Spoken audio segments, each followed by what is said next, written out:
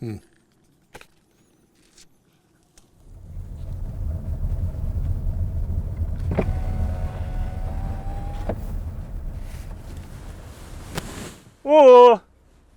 sa oled? Siin olen!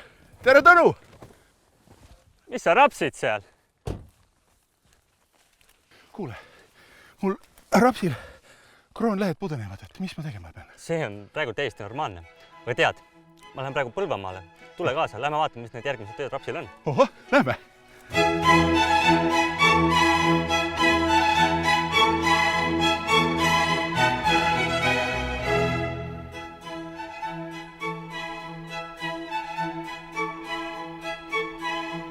Tere, Erik!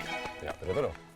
Tere! Tere! Tulime siia Põlvamaale sulle vaatama, kuidas sul rapsid õitsevad ja kuidas sina oma külvikorda planeerid ja mida sa jälgid seal?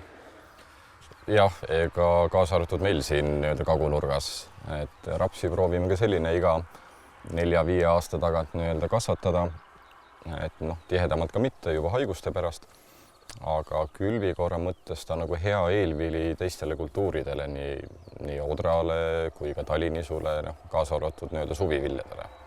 Et tal on mingisugune selline positiivne külg, et vahet ei ole, kas see on see rapshernes või mõni vahekultuur, et ta katkestab selle tsükli ära ja kui me sinna nüüd talinisu või taliodra peale paneme, et eelnevast aastast oli nagu hästi näha, et siis see saak on oluliselt parem, et võrdluseks selline 1,5–2 tonni hektarilt, et ta vahekultuurina on ta hea.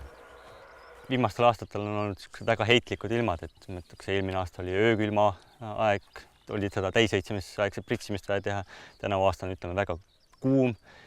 Kuidas sina siis vastavalt sellele või vastavalt ilmastikule oma tööid korrigeerid? Need tööd teeme lihtsalt varem ära, et kas siis väetamine või mingid ennetavad haigustõrjed, et ei tee siis alati täisnormiga, et nagu tänavu, et tänavu on ka selline põuane ja tõenäoliselt see saak jääb kesisemaks, aga eeldame, et sinna selline 3+ tonni tuleb ära, et kulusid üle 3 tonni hektari lihtsalt ei tee. Jubedalt on sääski Põlvamaal. Kuulsin, et selline haigus on olemas nagu valge mädanik. Et millised on teie kogemused sellega võitlemisel? Jah, ütleme, et see on ka selline haigus, mis siis vastavalt aastale, kui on niiskem, siis ta levib rohkem lihtsalt, et ülemised õied kukuvad alumiste külgharude lehekaanlatesse ja tänu sellele hakkab see haigus levima. Ja seda pritsimist me siis hakkamegi täna siin teostama, et seda haiguse survet veidike allapoole suruda. Ahah.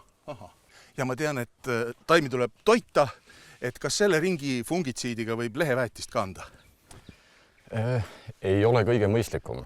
Ütleme, et selline õitsemisaegsel perioodil leheväetise andmine kaasa arvatud teraviljadel ja ammugi rapsil ei ole kõige mõistlikum plaan. Et praegu on selline puhas haigustõrje ring valge mädaniku alla surumine. Selge! Aitäh! Ma tean nüüd kohe kõvasti rohkem rapsist. Aga kell on 10 saanud, nii et kas nüüd võid pritsima hakata? Tõnu ütles. Jaa, lähme teeme proovi. Väga tore. Lähme. Lähme. Aitäh sulle, jah!